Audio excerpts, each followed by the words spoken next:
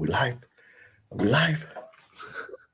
We're live. What's going on, Jennifer Lacey? Good morning, Jesse. How are you? I am ultra fantastic. I'm trying to hold back my energy because I actually got good sleep last night and got me a 2-mile run in before going live right now. Nice. And I'm on my second refill of my gold juice. Nice. So I'm doing good. I'm a little sad, and I imagine the No BS tribe out there in the Omniverse is surprised that you're not all Valentine's out. What's up? First of all, they should not be surprised, and you should not be surprised that I am not a big celebrator of Valentine's Day. So let's just make that statement. So whatever Jesse says, and it's not because love and care and all the relationship stuff. It's literally nothing to do with that at all. It has to do with the creation of, I know what it represents, and I know it's the St. Valentine, all the things. I've done the research, but also it is a created event that is meant to pick a day for me to show you how much I love you. And and people make a lot of money off of it instead of it being a focus of what about the other 364 days of the year? So I am not bought in at all. Well, and what's interesting is I have exactly the same feeling about every holiday. I know. I feel exactly that. But anyways, all right. So we're gonna have a conversation today, yeah? Yes. What are we talking about? Oh my gosh. So and we've kind of led up to it. So the last time we did a live stream a couple weeks ago, it was about the bigger forces out there that are keeping us from being able to be the person that we need to be or want to be or strive to be or aspire to be. What all those things are, there's things that are holding us down and keeping us locked in, and we're not able to do what we want to do. That was kind of our focus a couple weeks ago. And then afterwards, you and I started talking, and I'm like, Jesse, yes. And what about when you finally get permission, or people finally move obstacles out of your way, or you don't have someone that's just holding you down? People still don't act. Yes. Oh, yes.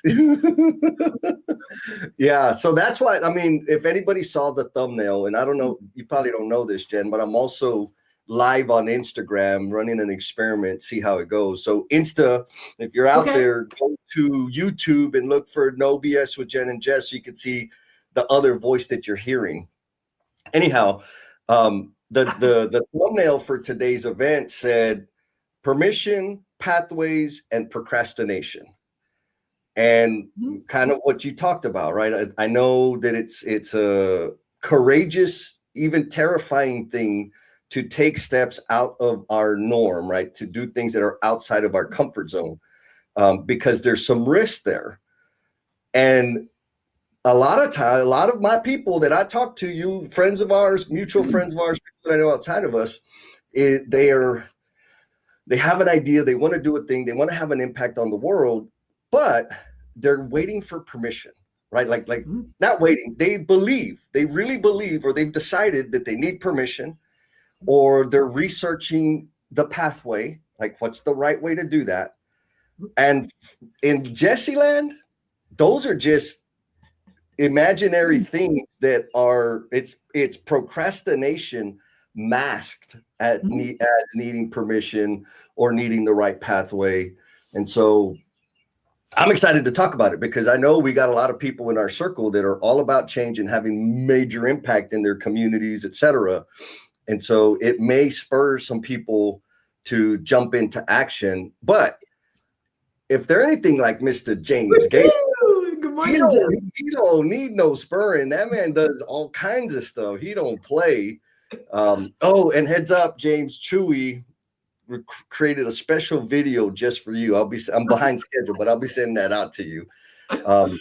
And we also have, coming in from YouTube land, Canal del Dijor Dano. Good morning. I don't know if I said that right, but I feel like I'm bilingual now. And so, I want to jump into it, but before, would you mind doing the housekeeping, Jennifer? Happy to do that. So so really quick, if you are out there and we have come across your feed and you're like, what are these knuckleheads doing? Please stop for a second and listen. If you've been out there listening to us, but you've been in the car, you've been busy, and you're like not really engaging in the conversation or adding your comments, we're talking to you. Also, any of you that have been out there lurking, you kind of comment. Sometimes you don't. You've been here a while. You left. You came back. Any of that. We are asking you to put a blue heart in the comments, specifically because what the blue heart does is it signals for us and for our tribe. So number one, the blue heart lets us know you're new, and we want to make sure we jump on you, we recognize you, and we go and we engage with your content. So that is huge because that's what we do is we support each other. But it also signals to our tribe, like, hey, we got a new member. So let's connect and let's make sure that we are bringing that person into the fold. So every time you comment, every time you do something in the chat during the call, because we don't know you're there unless you comment, you also get your name into a drawing for the randomizer, which will allow you to get a free month of hanging out with Jesse and I for 2 different events that we do around communication and connection and listening and growing and all that stuff. What did I miss, Jesse? Well, I just want to hit again the randomizer. Yes. So, and before I get into detail, they're coming in, Jen. So let's give a shout. Okay. Yes. We got Mr. Wallace coming in from YouTube land, says good morning. We got Miss Gloria Fuentes. We're going to be hanging out with her in Chicago at Converge Construction Summit. Yes. What's up, sister? She's coming in from Florida, I think. Miss Sarah Ganella, she says, happy Valentine's Day. What's up, No BS Tribe? We got some good comments coming in from the YouTube. We got Yael is king, whatever that means. Hello. Another troublemaker, James Gable, which I think this conversation is absolutely going to resonate with him. Look, blue heart on the YouTube. Nice. Yeah, thank you. Man, Adam Hoots. Good morning, Adam. DJ Hootie Hoo in the house. And then a troublemaker that Miss Laura. I know her too. She's awesome. Good morning, Laura. Man, we got them all coming in. Oh, look at this. Who's that? Good morning. Oh my goodness. All right. So folks, just to reiterate what Jen said, you drop your comment. Like if you're a lurker and that's as far as you're willing to go, no problem. Keep on lurking. But if you want to get in the randomizer, leave a comment, drop an emoji, or because today is Jennifer's special day, drop a happy Valentine's Day just for Jennifer, and that will get your name in the hopper. And like Jen said, at the top of the hour, we'll run the little, what's it called? Raffle type thing. And if your name gets selected, you'll get a 1-month pass to Emotional Bungee Jumpers and Cultivation Crew, where we're working, reinforcing leadership skills, construction, communication, leadership skills in a big, meaningful way. But I got to warn you, we're going to challenge your comfort zone. So if you ain't scared, drop a comment. And that would be, oh, look, got a heart there. We got a happy Valentine's Day for Ms. Jen. All right, so let's get to it, Jennifer Lacey. Okay, what are we talking about today? So the question, like the overarching question that I want people to like lock in on is, what are you waiting for? Right? Like you have an idea, you see a gap, a problem in your community, in your workspace, your company, whatever. You have an idea that can make it better, or you have an aspiration to do something. And I'm going to keep it simple, because this is a pretty common one. I want to be more active on social media, but it's like, okay, what are you waiting for? Like for real, it's just a matter of taking the action. But I also understand how terrifying it can be, because there's all kinds of things that, we like to spin up in our head. And so I want to attack the permission idea first. Okay. In terms of like starting an initiative, taking a big step, getting out of your comfort zone. And so the first question is this for all the No BS Tribe members out there in the Omniverse. Do you tend to wait for permission before you act? And so I'm curious, Jen, where are you on this permission thing? I think, well, you know where I'm at now. So I will absolutely say that I am not a ask for permission. I am a ask for forgiveness person. That is, I live by that. And it has, and it's scary. It's scary because you have to be in a place comfortable, but also confident that it could go wrong. It could go sideways. Somebody could not be okay. And that's scary. It's scary when you're in a place that like someone could tell you no, or tell you you're where we don't allow that. We don't have permission to do that. That is not the direction we want to go. Yeah. And so it's scary, but and where I used to be, and I think we'll dig into this today, is what, in a role or within a company, you have your roles and your responsibilities, and you have all the things above you and beside you and all this stuff. And it's very easy to kind of get in this, here's my path. Here's my path. Here's what I need to do. And I know what I need to do to forge this path, to continue down it. And like, people have done it before me. People are going to do it after me. And this is the path, and it works. And I am good with that. Yeah. That's okay.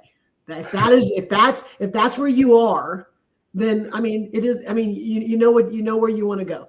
There are other people that maybe are like more like us that are like, I know that I want to go that direction. I'm not really sure where I'm going to end up, and I could completely screw this up, but it could be freaking amazing. And I want to go there. And so that's, I think, the permission. It's like do you wait for people that don't see what you see, don't know what you know, or don't even have the idea of what it could be, to tell you what to do? And I think that's where I realized that was the shift for me. I was early on asking permission from people that couldn't see what I saw. How would they be able to give me direction? Yeah. So that help you? It does help. I'm going to come back to it. Okay. Because I think what's important for the folks out there in the Omniverse is like, what did it feel like when you first started? Yes. Like just acting with or without the permission. But we'll come back to that. So we got some we got some great freaking comments in here that I think is helpful, right? People are answering the question, do you tend to wait for permission before you act? And I love this. We got Oil Up for Daddy says, I don't get this. Understood. And so we're talking about, like, if you have an idea, you see an opportunity to improve, or you just want to make a bigger impact in the world, do you start taking action, or are you waiting for permission for somebody to say, yes, it's approved, go forth and be amazing? Because my assertion is waiting for permission is just procrastination. Sure, there's some risk if you do it without permission, but that's life. You got to take a risk. And I love Mr. Joseph. What's up? Boom! Joseph Gonzalez coming in from Miami, Florida. He says, my life is based on my permission. I love that because it's very simple. And it's kind of at the core of how I do my decision making in terms of when I'm going to take a step and make a change or whatever, is I just have to give myself permission to do it. Because nobody else, especially now, I'm an independent man. I don't need anybody's permission. Like, what are they going to punish me? How are they going to, what's the word? What is the consequence of me doing the thing? It's going to cost me time. It's going to cost me money, maybe some credibility. What's the benefit of doing the thing? The inverse of that, but in a really big way. And so the permission thing is, I think, again, it's a real thing, but there's ways around it. So Miss Gloria says, ask for permission. You directly know the answer to that. Actually, I did speak with my company about my social media presence before I started, and they have always been very supportive and see the ROI as a business in new business that does come in from my relationships on social. And so I love that, because it's not just, we're not talking about just freaking rampaging and doing whatever the hell you want. I mean, you can do that, like for real, you can do that, but be prepared for the consequences. But in the professional setting, which it gets a little stickier, right? When you have a real job, and I want to talk about, I've been chastised before because I say it all the time, I don't have a real job. But so Jen, hit me back on that later, because it's relative to this conversation we're having now. But I completely respect people saying, okay, hey, company, this is what I do. This is where I roll. This is the things that I'm active about. And I'm not prepared to sacrifice that. And maybe you use different language, but just being clear on the terms, right? Like, this is what I'm going to do. If it's a problem for you, then maybe I don't need to work here. Right. Or maybe we need some kind of variation, deviation, so that I don't get prosecuted or, punished for this thing. And by the way, here's my account so you can see the tone of what I do. I think that's just professional behavior. Oh, look, we got Miss Jackie. She says, hey, everybody, what's up, sister? I think she's Blue Heart. I don't know if I've seen her before. She's been on here before. Okay. And actually, I live streamed with her because she's super awesome. Nice. Look, we got some more answers. Oh, look, Joseph always brings in his go for it, right, wrong, good or bad. We've all been there. Make shit happen. Excellent. Mr. Nick, thank you, brother. If you haven't read The Obstacle is the Way, and if you're like struggling on launching a new idea or building your community, whatever that little idea in your head is that you're like looking for a pathway and waiting for permission, The Obstacle is the Way will give you some freaking perspective. And he's saying it, right? It's a great book. For anyone struggling with the big transition or big decision, the Stoic values, Stoicism is like all the rage right now. But it absolutely does have some good things. Some real talk now. We got Jackie saying, I just resigned from a board as they wanted to limit what we could say or post on personal social media pages. Hard no for me. I'm a person first. So, all right. What do you think about that, Jen? Like, for we real? talked a little bit about this a couple weeks ago on like, and I love, because some of your examples and the things you pull in are like when you were going into your last real job, even though you have a real job, you were very open and upfront going into that of like, here's what I do, here's the things like that. So I think companies who have had a policy, and that's how I'm going to frame it. Companies that have a policy that can tell people when and where they can speak about their companies, they are allowed to do that. They have permission to do that. They have earned the right to do that. You are limiting the potential of your people. And right now, they may not know it yet, but Jackie does. Yes. And Jackie gets to make a choice on, you can limit me or you can't. Yes. And some people are within a firm and they have to kind of, okay. I mean, so that's some of the stuff we dug into before. We're going to dig into a little bit more with like, okay, yes. And what are you going to do? And Jackie was very clear that yes, you have permission to do this. You can tell me what you will allow, and I get to choose what's next. Yes. And it drives the decision. You just got to make a decision. Okay. Oh man, we got more coming in. All right. Yesenia, sister. She says, no, I'm not a permission first leader. I'm a read the room, honor the people, then move with purpose leader. Beautiful. Beautiful. Mr. Clyde King says, I'm one who will post the truth, be it good or bad, in my random thoughts. I won't call out any individual or company, which is smart. but definitely won't hesitate to speak my mind. Beautiful. Like 100% reasonable, very smart. Joe says, forget the policies, man. People got to be free. I agree.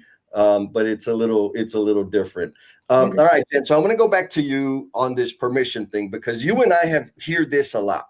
Yep. Sure, it's easy for you to say, sure, it's easier for you because of where you're at, and as if we just popped into the world with our current situation. So what did it feel like be operating in a way, because I know this was a long time ago, but I know that you were there, seeking for permission before making any decision or taking an action? What did it feel like that experience? Because for me, that was like in elementary, middle school. I don't really remember it. I want to say scary, but I don't think scary is the right one. It was, I felt very confined. Okay. We'll start with that and you've kind of gotten to see over the course of my my journey through all of this. Early on, the confinement was within myself. Let me be clear. Part of it was I was so wound up on, let me think the best way to say this. Do I have permission to share things that I'm not the best at? Do I have so it was me. Am I in a place where like people should listen to me?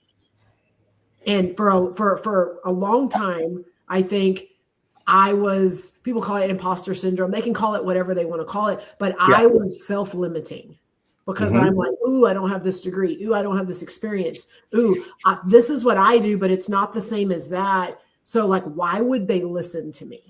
Yeah.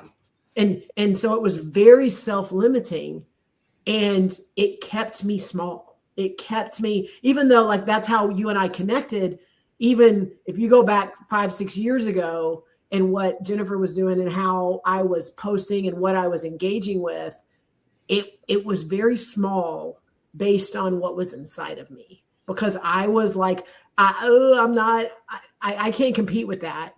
I've not done that. I'm not the person that, I don't think anyone cares about that. Like that was all in my head, and it wasn't someone going, stop, stop, stop. It was me very much convincing myself that I don't have permission because I'm not credible. And it was, did anybody ever tell you that you were not credible? No. In fact, it was when you and I had the very first conversation that we got on the phone and talked. 3 hours into it, I know, poor you had to listen to me, and you're like, what is going on with this person? But it was very much, even at that point, I still had a presence, Jesse. That's how we connected. I was still yeah, but I can't do that.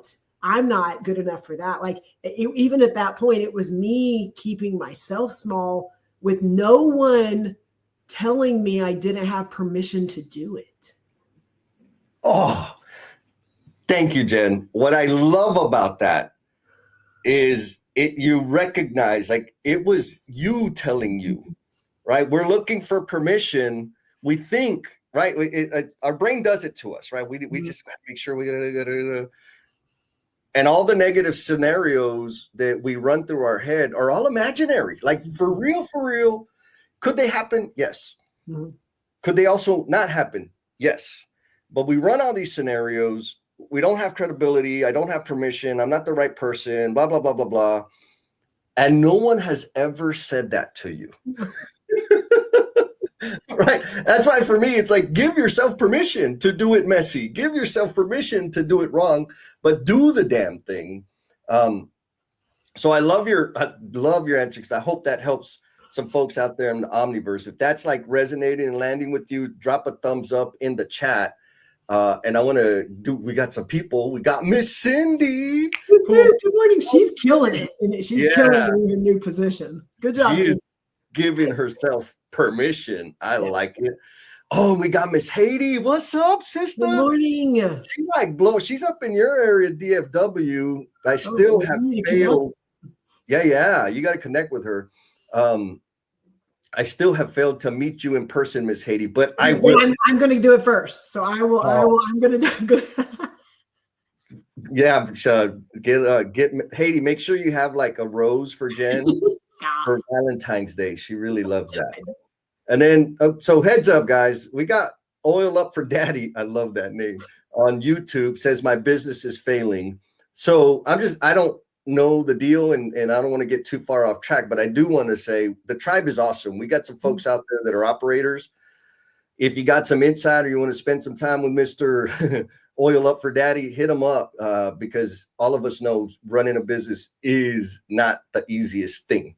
Yes. Oh, look, Christopher says, inner good, bad, and ugly cop.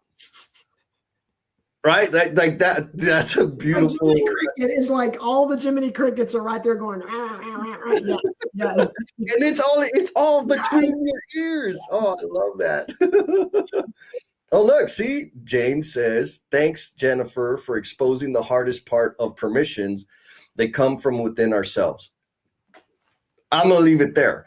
Yes, it like for real, if you're out there tinkering with an idea, and most likely you've been suppressing it for years because the conditions aren't perfect and you're not sure. The one thing I want you to, there's two things. The first thing I want you to do is recognize, or maybe do a quick inventory. How many other real life human beings have said that shit to you? And write it down. My guess, it might be 1 or 2 30 years ago. After you write that list down, then I want you to say, I give myself permission to start. And then just take the next step, period. Is that too overwhelming, Jen? It isn't. And I want to, you said, like, who said it? What real life person has said it to you? So there's that. And the other is, I just had it. Oh, when you're reading, this was a shift for me. When you're on whatever platform and you're reading content and everything inside you that you're passionate about, you're not seeing. And to me, that was the shift of like, oh, lean and this and that and tools and pool planning. Like, again, that was where I was. But all the things that mattered to me, like, and Jesse, you and I talk about it a lot. I didn't see it. I didn't see it where other people could see and share and dive into the people part and the caring for human beings part and all of that. I'm like, I'm not seeing it. And so that was my, I'm gonna say, that was the shift inside of me where the switch changed, where my permissions were like, well, I'm gonna lean into that. Yeah. And so that was huge for me. Oh, I love it. So Gloria dropped the bomb, but I want to go back to Oil Me Up Daddy just because I like saying those words. So Oil Me Up Daddy, I know you're on YouTube, but Mr. Joseph Gonzalez said he can look me up anytime. So there it is, bro. You're struggling with your business. Head on over to LinkedIn, look for Joseph Gonzalez, CBO, LSSGB, and start the conversation, my man. There ain't no reason for you to suffer in silence or independently. You're not the only one, and there are people that can help. And Joseph, thank you, brother, for putting yourself out there like that. Now, Gloria brings a good point, and I'm glad that she did, because it's easy for me to like overlook it, right? She says, somebody did tell you you don't have permission. The self-limiting beliefs come from the high school counselors or similar telling you that unless you don't have a certain piece of paper, you aren't worthy, right? And I'm going to agree with that, because I do remember having that feeling when I decided I got a summer job to save up money to pay for tuition, room and board. I'm not tuition, for room and board. Because I didn't fill out applications and all that other bullshit. And I was on a job site, commercial job site, first commercial job site I had ever been on. And I was like, oh my God, this is amazing. It was like Disneyland, like for like Universal Studios, like Vegas, everything combined, just like, this is where I belong. And I decided, about 2 or 3 weeks later, I'm like, I ain't going to college. I want to do this. I want to be in this environment. But it was my 3rd year of plumbing apprenticeship before I was like proud of the decision I made. I was beating myself up because I wasted my potential and I could have. And so all that to say that we have some programming and conditioning that lends itself to us thinking that we need to follow the traditional path, which again ties back to my point about me not having a real job. That lends itself to us expecting that there's some kind of rubric that we need that when we find it, we will be able to design the life of our dreams. And the reality is those yes or no situation, pass fail situation is only in the academic space. In life, there is no test sheet for life, right? There is no study guide. I mean, you can pull from other people's lessons, but in terms of like designing a life where you can contribute your gifts and talents to the greatest degree, you're the only damn person out there, baby. And ain't nobody done it like you can do it. So you just need to start doing it. All right. So thank you, Gloria, for pointing that out. Now, Jen, I want to ask you one more question on the permission thing. Okay. So, and you articulated very well what it felt like and why you were in that space. Now, can you remember when you said, screw it, I'm going to do it without permission? And what did that feel like? Yes, I know the moments. It was a couple weeks. But early on, when you and I were doing a lot of stuff and kind of starting to get kicked off, it became very clear based on our conversations and you calling me out that I defined my value based on the contributions I was giving my firm. Mm-hmm. So it was not Jennifer's value or Jennifer doing these things. It was me. It was my connection to the firm I worked for. And that's how I articulated it to you. And you listened and you had lots of patience, but you also started like questioning me and calling me out on, is that you? Is that them? Is that both of you? Like what, like you started like really pushing me to start looking at my value, not the value that is tied to a company or a board or something else, but what is my value? And it took a little bit, but once I started separating those things, that I have this value and I can do this anywhere. I don't have to do it just here. And so as soon as that happened, it was a switch, because as soon as I realized I love my job and this is where I want to be. And this is what I want to do because it's a great firm. But if I do this and they don't support it and they're not aligned with it, then what? And as soon as my brain made the disconnection of, then I will go somewhere else. As soon as I was in a place where I was okay with that, it changed everything that I do on social media, and I still represent them. Like I'm very much, a lot of what I post has to do with things I do within my firm. But as soon as that switch happened in my head, that I gave myself permission to like, what is my value? What do I provide? What can I do that is not limited to inside this firm? It then was so big, and the ripples that were created from it are now all coming back, and they're getting value also from the things I'm doing that don't even connect to them. Yeah. Does that answer your question?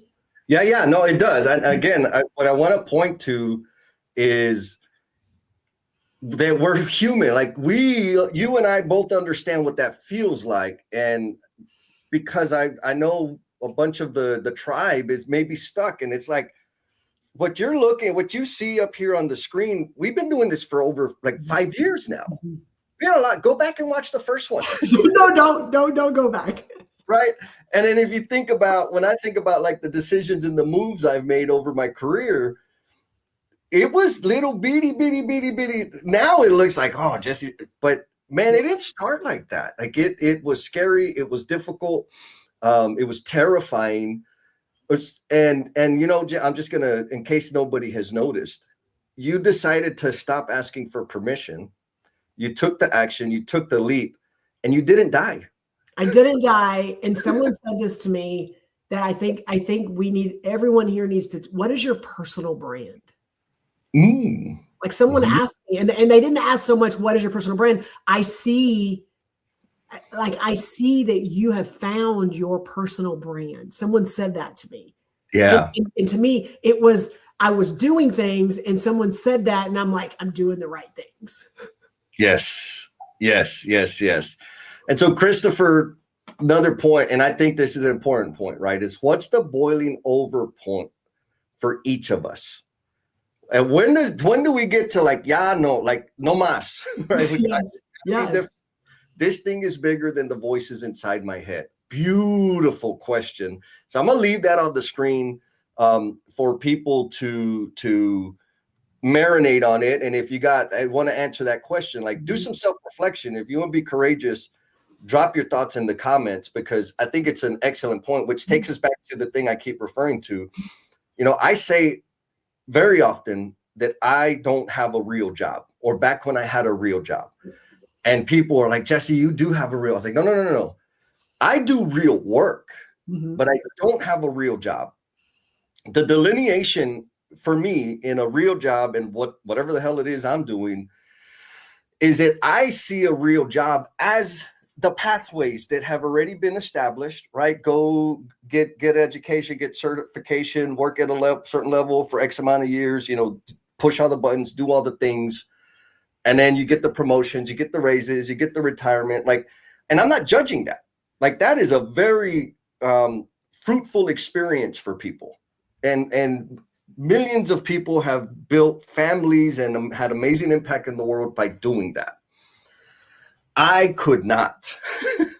And so the boiling over point, like what Christopher's asking, what's the boiling over point for each of us, where the thing becomes bigger than the voices in my head? That happened for me during COVID, during the lockdown.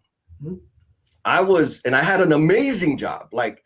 I had a job that nobody should get paid for because it was just all fun. But all of a sudden I couldn't travel, and I was traveling around central United States, right? I had some regional responsibility. And I remember I had time to think. And so I'm thinking, I'm like, man, I have this really amazing job that I really shouldn't have, credential wise and, criminal record wise and all that. But it's freaking amazing. I'm living a dream. But still, there's this sliver of stuff that I do that brings me massive fulfillment. The rest is fun, but this is fulfilling. And the fulfilling part was not on my job description. It was crap that I just decided to do without permission, which is coaching people one-on-one or working with small teams long-term, because I could see the growth and the transformation in the way they functioned professionally and personally, right? I could see that. I was like, oh, I'm helping, right? I feel like I'm helping. And so what I did was I said, okay, well, I just need to figure out how to do this all the time, as many more hours as I possibly can. I put a little kindergarten business plan together in terms of how I would transition my responsibilities to, the succession plan and blah, blah, blah, and how we could restructure so I could do that for the business. I went to my bosses and they said, yeah, Jess, we don't want that. We don't need it. We got something for that. And they did. And they said, and by the way, we have a different plan for you. And I said, oh, okay, what is it? And they told me, and I was like, which was a pretty damn impressed, on my if it was on my resume, you would think I got it together. But it's not what I wanted to do. And so that was the boiling over point for me, because I said, you know what? I could stay here for another 10 or 15 years and keep pushing my agenda and do whatever they want me to do. And I'll make this much progress, and it's going to limit my fulfillment. I said, if I really believe in this, why am I expecting somebody else to fund it? If you want it, bro, go get it. And so that's when I decided, I need to start my own business. It took about 18 months, between maybe 24 months, between that realization and actually starting my business. But that was the boiling over point. Like, it was just like, okay, I don't need permission. I just need to get some things in order so that I can go and figure out how to do the damn thing. And here we are almost 4 years later. What do you think about that, Jen? You said something that I think will resonate with a lot of the people that are listening. So we have a lot of really cool comments, so I want to get to them in a minute. But what is that sliver, if it's a sliver, or that moment, or something bigger than that, that brings you fulfillment? And there's, listen, if you don't know Luceri, she is new. So she's Blue Heart, and I get to have her in my company, and she's starting to post on LinkedIn. So it's like she's doing some things and not realizing she's already part of this tribe anyway. So again, when he pulls up her comment, like, connect with her, like her. She's got a post, I think, out today or yesterday. So go and connect. But she's really doing some really cool things, pushing, challenging. And I get to talk with her every once in a while, but she is she's coming into her own and sharing her and finding her brand. And so it's what is that thing that brings you fulfillment? And you said it, but it's like it goes back to, like, when you do your job and you get up in the morning and you get excited about what you're about to do, you loved your job, you were having fun. You know, what are those things that, like, man, like for me, it was what are my ripples of impact and how do I make them bigger? Yes. That was, to me, whenever I saw the things I was doing, but it was confined into one firm, one place. And I'm like, oh, but like, there's more than this.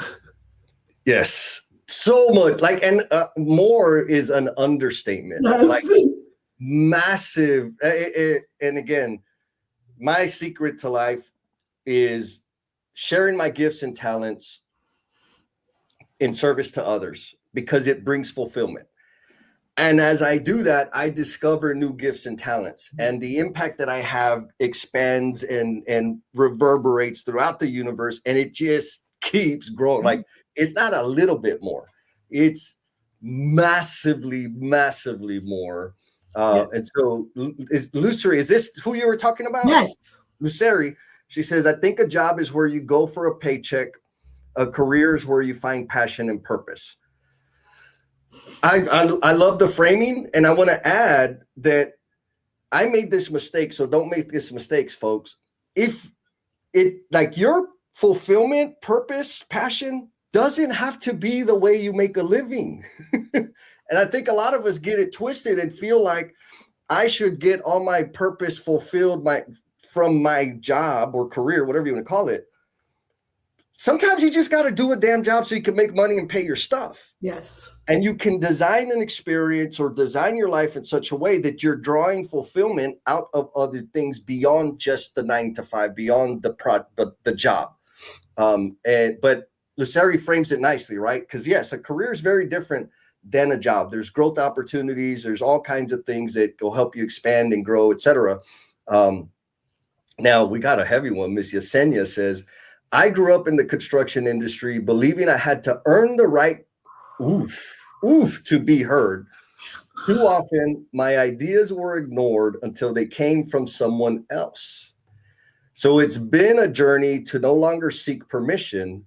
My turning point came when I found a company that valued my voice and trusted my leadership. Is Yesenia the only person that's ever experienced that, Jen? I'm just like I'm trying to like take a breath right now, because she's like, I mean, yes, she what she's speaking and what she's saying is not a little tiny percentage of people. It is like, do I deserve to be heard? Mm-hmm. And that made, like, I mean, who would quite, like, that is real. That is, do I speak up? Do I say something? Do I challenge? Because who am I? What have I done? What am I bringing to the table? Number one, then you like get enough nerve to go, I'm going to do this. And then, like she says, then it becomes no value, not going to listen to you. Someone else can take the credit, that kind of stuff. You're navigating that, and then you have to keep going, or you get to sit small and decide this is where my place is. And I just feel like a lot of our tribe members, aren't going to sit small. And so this didn't work. Okay, now what? And Yes. I think that's where we're seeing a lot of shifts. You and I specifically, we talk about it a lot, is we're seeing a lot of shifts of, okay, that didn't work. This person, I didn't have this conversation, this decision didn't work. And we don't just go, ooh, let me back up and let me not be loud and let me not be, what I believe in. I just think the shift is happening and people are not responding that way. They're slowly getting in a place where they're like, no, this needs to be heard. Yeah.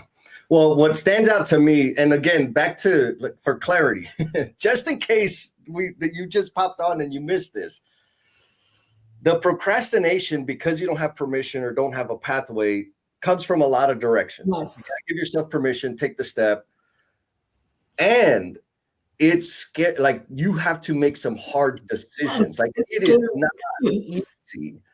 And similar to Jackie, Yesenia says it. My turning point came when I found a company that valued my voice and trusted my leadership. And for real, and all my fellow managers out there that hire employees and lead people that are involved in that part of the business, you may not like this. Because my advice to people that are in a situation where the leadership has not been investing in them, developing them, and quieting them, that are creating a situation that Yesenia described, a lot of people want to figure out, like, how do I change them? Right? How do I get them to stop doing that? How do I get them to be a real leader? My advice is the easiest way to change them is to change them, meaning find a new one, get the hell out of there, right? Because there are some environments that's the way they roll, and the effort and energy you're going to put into like changing them is wasted energy, man. You could just go find you a better damn place to be where you can thrive and grow, where they'll nurture your skills and talents and challenge you. But you got to make the decision. Just like earlier, she said, not Yesenia, Jackie said, the board said, hey, you can only do X, Y, Z. Awesome. Thank you for the opportunity. I ain't playing that game. Peace out. Right. Sometimes you gotta be prepared to sever ties and make a move, which I know is not easy. It's very, very difficult. Now, Christopher says, for me, the boiling over point was when my personal mission, company mission, to make the people in construction industry better. That's why we get along, Christopher. What can I do? Then where is my tribe who have aligned purpose and mission to have a force multiplier effect, right? And so getting clear 100%. And I think that's a real challenge. Maybe we need to talk about that at some point. But how do you get clear about what the hell it is that you're here for and want to put all your efforts and energy into? What do you think, Jen? Yes. Well, and there's a comment you didn't pull up yet. So I think it falls into this, and it was someone asking like, what do you mean by personal brand? What do you mean? So and I want to go back to, because Christopher identified and said, this was the point where I had to make a decision on here's what I feel, here's what I see, here's what I want to do. And is it aligned? Is it not aligned? Like it's those times where like it's that turning point. It's that boiling point of I have to do something different, or I have to keep doing this even though I don't have permission, or things like that. Like, or I have to keep doing this even though it's scary and I don't know what's going to happen. Like those moments. And so I don't want to answer this yet, because I think this is a good little experiment based on, can you expand on that personal brand, which seems like it's different, but blending with business brand. So those of you, and this is just those of you that are out there that I get to hang out with, like, what does that mean to you? What does that mean when I'm saying, because I told you, when I figured out what was important to me, and that what was not being shared on social media, and I could lean into that, it was not the tools and the very tactical things that, Jesse, you and I have lived in, and we've done it, and a lot of people are doing it. What we don't see a lot of is the stuff grounded in the human beings and the brokenness of our industry and how we are hurting people, we are killing people, and things that we see hard work being done, and it doesn't have to be.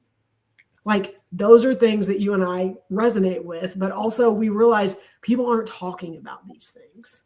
People aren't celebrating things that are making our industry better. It was very tactical. And so to go back to Melissa to address it is, yes, there are companies that, you know, that have big mission values, all those things that they define on their website, that they, you know, that maybe they follow up with those things. But there are individuals like Christopher, who, when he had his point of like, this is what's important to me, this is what brings me purpose. And that is not what defines your value inside your company. Yeah. That is what defines your value everywhere. And so are you leaning in and going, this is what's important to me. This is who I want people to see when they see me. And I can bring that into my company. And if you have some people that like, we don't want that, then you get to make a decision. And you play small inside your company, you play big outside. You play big everywhere. And for me, and I can say this just because I know it, is it ended up benefiting my company because I was big and it got the exposure then helped us continue to with our messages that we were trying to convey. Yeah. Awesome. I'm going to add another level because of what you said was really good in terms of the personal brand and the business. But in terms of the business, I think there's another segment that that obviously is growing like crazy, right? So there's the corporate, big businesses, big corporations. There's that business brand. And then there's the entrepreneur, the psychopaths like me and Miss Izzy. So if you don't know Miss Melissa and you want to like get your stuff organized, she is the person to get connected with. And so at that level, it's different because I don't have finance department, HR department, and It's just me. Some of us might have a couple of virtual assistants and some fractional support and whatever. And so the reason I'm going to touch on that, the similarity is this, and I think you said it really well. When I think about personal brand, I think about values. The easy way to think about that, like to not confuse it and it ends up being ugly wallpaper, is what the hell is important to me? What do I give a shit about? Those are my values, right? I care about people. I care about leaders that develop and invest in their people. I care about making the industry better than it was when I found it. That's what I care about. And so that informs my messaging and all the other crap that I do. It's actually what I redirected my focus in terms of the services I'm providing and what I'm going to be communicating out there so that people know this is what the hell I'm an expert at, and I really want to do these things. There's some other stuff that I could do, and I'll help you with it, but this is the stuff. Yes. And so I get super clear about that. So in terms of like the connection between the personal brand and my business brand, there's no separation except that on my business brand, I have a different logo, right? And like for me, and I don't think this is true for everybody, for me, it's ultra important to stay true to the things that bring me fulfillment, right? And that is serving others. It's also what keeps me sober, right? Because I go the other way, and there's a bunch of service I do that people pay me a lot of money to do, but they don't bring me the same measure of fulfillment. They put a lot of money in my bank account, and because I'm an addict, that's dangerous. That's a slippery slope for me. But if I'm doing stuff that brings me fulfillment, which also fills up my bank account, I can continue going forward and staying on the path.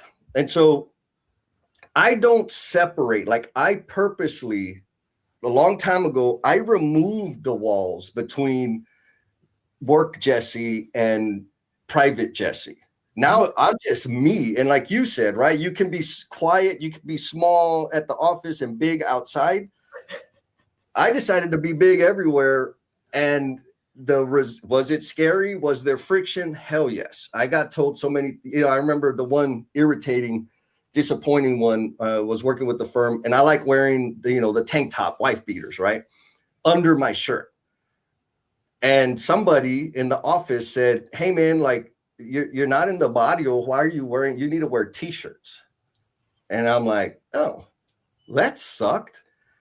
And eat shit, right? Because this is, and like for real, I was worried that somebody would make that kind of a statement. And then it happened, right? So before I transitioned to t-shirts for a little bit, and which is me playing small. Mm-hmm. And I said, you know what? Piss on that, right? Like if they don't like it, it's okay. There's no violation. It's not inappropriate. Sure, it's not maybe as polished and professional, but this is who I am. And if it's a problem, I got a decision to make. I don't need you to change. I need to make a decision. Anyways, the whole point of that is, for me, not delineating between my personal brand and my business brand is easier than it is to have a separation between the two. And What do you? I want to add, and the energy and effort that you have to put into transitioning from this to that could be energy and effort that could be moving you in a direction that is something that you could not even imagine. Oh, amen.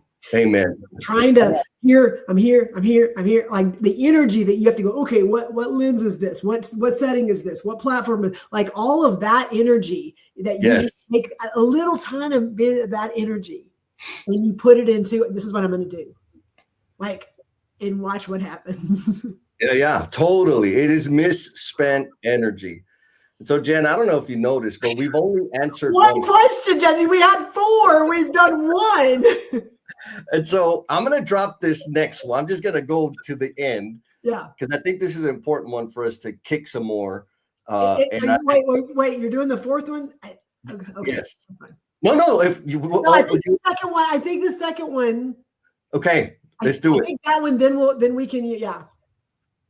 So there's the second one. Who benefits? Oh crap! Who benefits from you staying small? Let me fix that. I don't know what I did there. What did I do? So Jen, like while I fix the edits, who benefits from you staying small? At this point, nobody. Okay. If I stay small at this point, like I'm not doing the work that I could do, and I'm miserable. So like, I mean, I'm unhappy. I'm not excited about what I'm about to do, and the benefits of what my value is now limiting of what it could do for any room I'm in, any stage I'm on, any conversation I'm at, any job site. If I play small, nobody wins. Nobody benefits from that. Oh, I agree, and I'm gonna come back to like the misery part. Yeah. And Maria, man, she ain't playing today. She says the haters and the jealous people. I agree with that also. And Joe dropped this earlier, and I think it's important connection to this. He says, at one point in time, I had an exec buddy that told me, Joe, you dream too big. I responded, no, brother, you think too small, right? And I know there's growth that happens in order to kind of get to that perspective, because it's not the easiest thing. Christopher says you can have small matching highlight bar, no worries. Like you can have small, like it's okay. You know, I love that you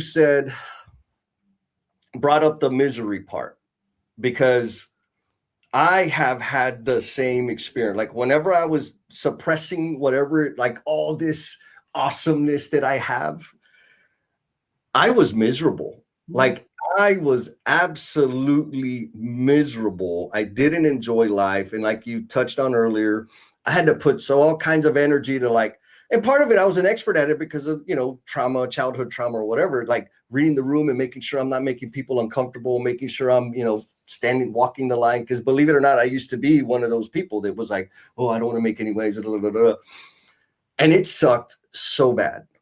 I got zero bet, but I thought I would. And I think that's the trick, right? Is we think playing small is good for us. And I'll go even further. I know my mom was like, "Mijo, don't bring so much attention to yourself. Like, be quiet, be polite, share and all these things," which is really good so that I wouldn't get my ass whooped by mom because, right, I used to, back in the day, I don't know if they do that, if that's even a thing anymore, but we used to get whooped. And so there was benefit for me by following those rules as an elementary kid. Those rules don't work in the real world. and for some reason, I just kept carrying them forward. And I've had people that say, Jess, like, you just want too much. Can't you just relax? Like, when is enough enough? Like, this is me. And sorry, like, my job is not to make you comfortable. My job is not to make you happy.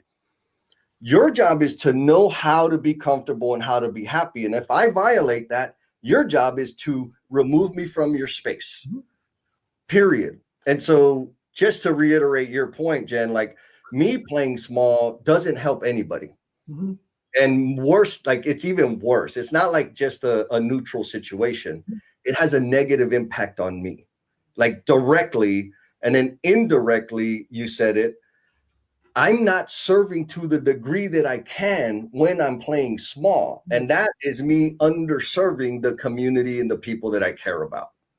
Absolutely. Which then, I mean, like, what if we want purpose, like that, like at that point, if nothing else is I have purpose, I have reason, I have value that's going to contribute to something bigger than myself, like limiting that hurts everybody. Mm-hmm. Everybody. Home, work, interactions, communities, like everybody. Because when you're miserable at work and you don't feel fulfilled, guess what? When you get home, you're miserable there too. Yes. Go home and kick the dog. Yes. And so Miss Izzy says, staying small is the card I play when the muggle job or not my people aren't worth the energy. It's like conservation mode so I can pour into the value points. I love that. And that's a reality, right? Some of us are in a situation where we got to play small currently. Currently, I got to play small because, financially, whatever. Do that. But just save your energy and go pour that shit into something else. Go out and serve people, make the world better, and have a plan to, like, have an exit plan from the people or the situation that you're in that requires you to play small. It might take a year. It might take 10 years. But I know this for sure. If you're working on the path to that plan, life is different. It is way different. And Clyde says, boom, drop the mic, Jess. What you got? Before I know you're about to go to randomizer, but I want to challenge. I want to do a challenge real fast. Is as you're listening to this, if you're a leader out there and you have people that are just checking boxes because they're doing their job, it's not worth the energy, and you're just allowing that to happen, you're failing them. Ooh. If you are the leader that's just allowing people to be in a checkbox situation, like are you asking them questions to find out what are they passionate about, what brings them fulfillment, what is it they get excited about? If you're not having that dialogue with your people, you're failing them. Yep, 100%. And let me add some fuel to that flame. The leaders that are doing that are going to attract your talent away from you. Yes. Yes. Like, let's just keep it simple. If you ain't doing that shit, you about to lose them, fool. I love this. Oh, that's one of my favorite poems ever. Yeah, go look it up, The Arena. Yes. The credit belongs to the man who is actually in the arena. Oh, I love that. Like doing the thing. All the judges, the haters, the critics, the people in the stands, they don't get a vote unless you give them a vote. Yep. The voice is in your head. You get to choose whether you're going to listen to them now. And we've listened to them for too long. We've listened to the people that get to be on the outside giving us advice while we're in the middle of something. Yep. Take that away from them, man. Give it to you. All right. So It is randomizer time. Man, we got a whole bunch of people in here today. So let's see who's going to win. And reminder, if your name gets selected, you will get an invite to 1 month pass for emotional bungee jumpers. Oh, Gloria, I think I got your number, Gloria. Oh man, that's awesome. All right, girl. Well, you just need to be ready for me to send you a calendar invite, and hopefully it works out for your schedule. And then we get to hang out with you in person. Yes. And folks, I just got to put it out there.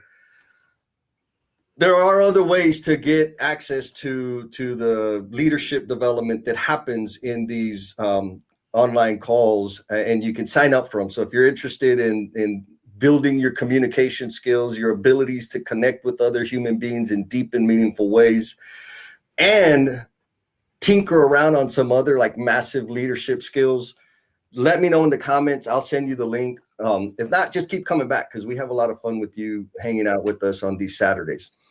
So Jen, I'm going to drop the last question. Okay. And if you could add some color to it, stir the pot a little bit while I put the link for the after party. Okay. So just so you know, because we have a lot of people today that have been engaged that we've never seen on the after party. So really quick, what we do is we do have a after party after the live stream that you can click a link. You don't have to be on video, but it's where we get to listen to you.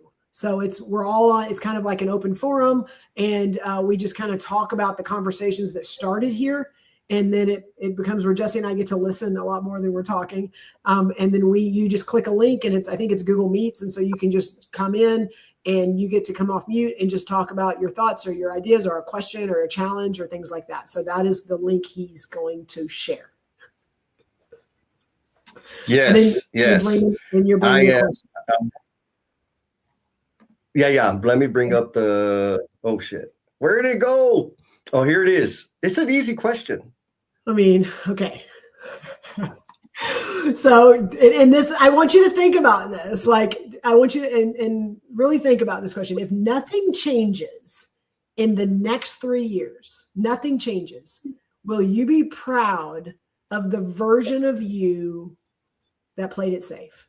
And I'm going to say the version of you of what you look like in 3 years, because some of you may not be playing it safe. Some of you may be trying to do some things.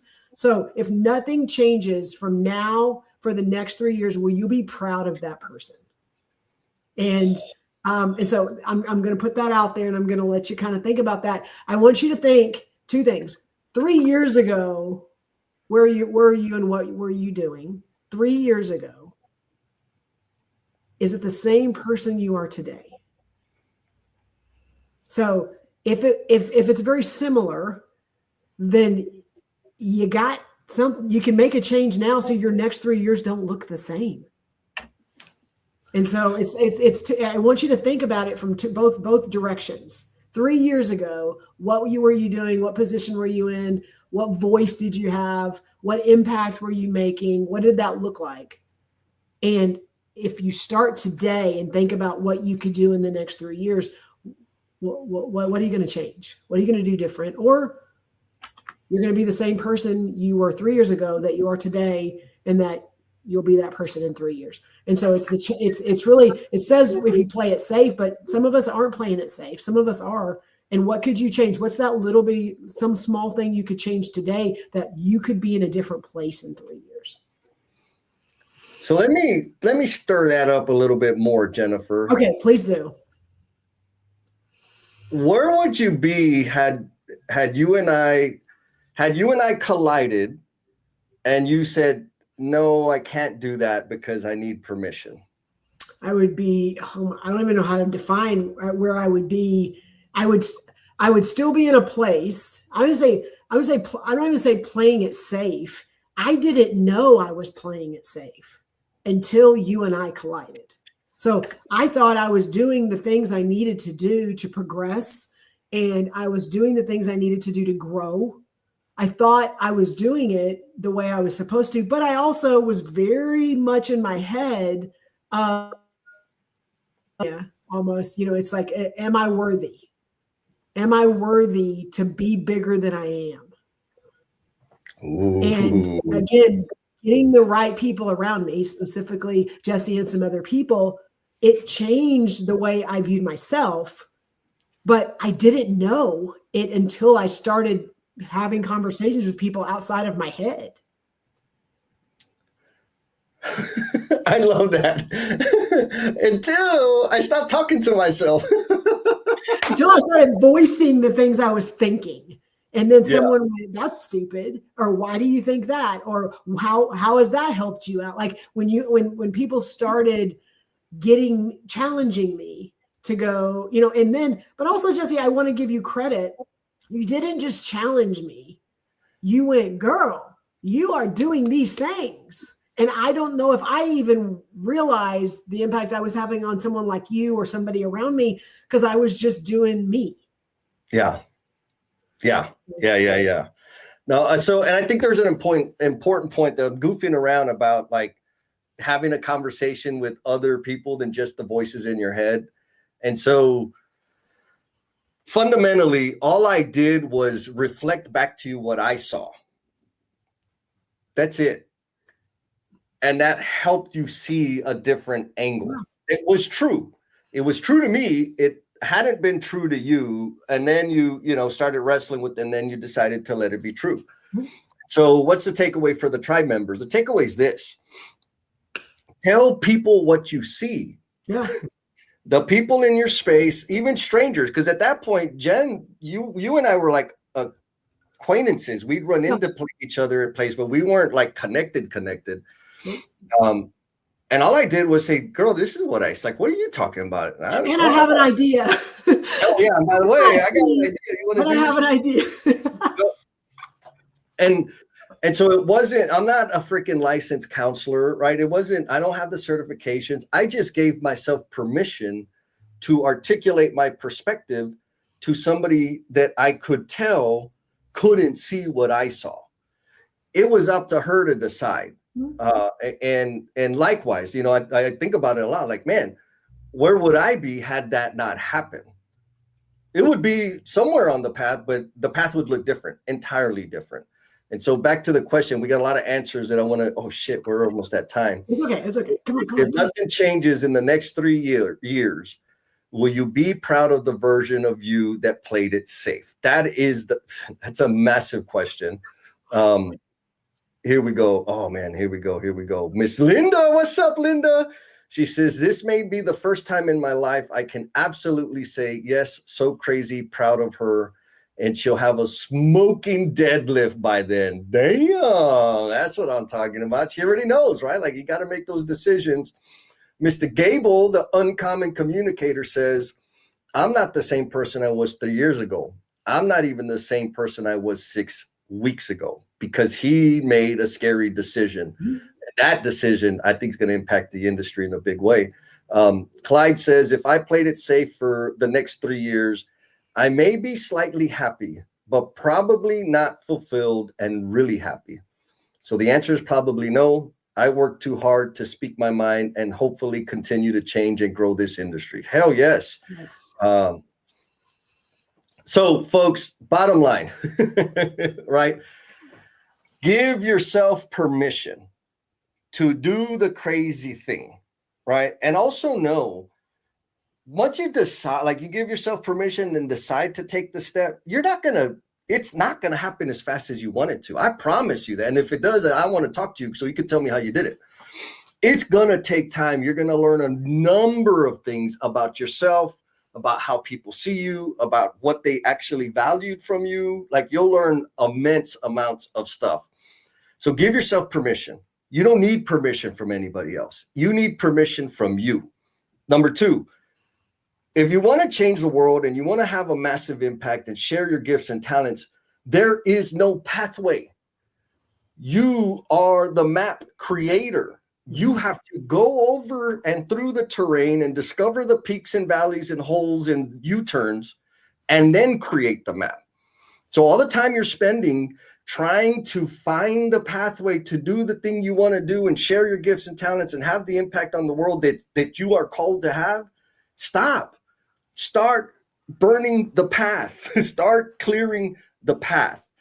That's am I no, you're good. And I would just want to add to it is that, Jesse, are you where you are right now where you thought you would be 3 years ago?